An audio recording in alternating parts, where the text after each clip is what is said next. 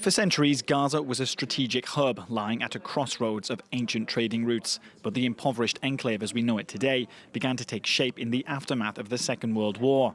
Tens of thousands of Palestinians fleeing Jewish militias fighting to create the State of Israel took refuge in the coastal strip. It was ruled directly by Egypt for 2 decades, until it was captured by Israel in the 1967 Middle East War, drastically altering the regional landscape. Israeli troops occupied the territory to guard a growing number of settlements. Tensions were on the rise. Things finally came to a head in 1987 with the first Palestinian uprising. That led to the creation of both Hamas and Islamic Jihad in Gaza, militant groups which aimed to destroy the State of Israel.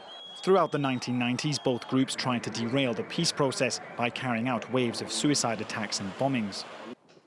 Israeli-Palestinian ties sunk to a new low in 2000 with the second Palestinian uprising. For much of the past 20 years, the coastal enclave has been locked in a cycle of war and poverty. By 2005, when Israel evacuated its troops and settlements, Gaza had more or less been fenced off. 2 years later, Gazans found themselves completely cut off from the outside world after Hamas violently seized control of the territory. International aid dried up. Israeli attacks crippled infrastructure, causing widespread blackouts and worsening Gaza's economic misery.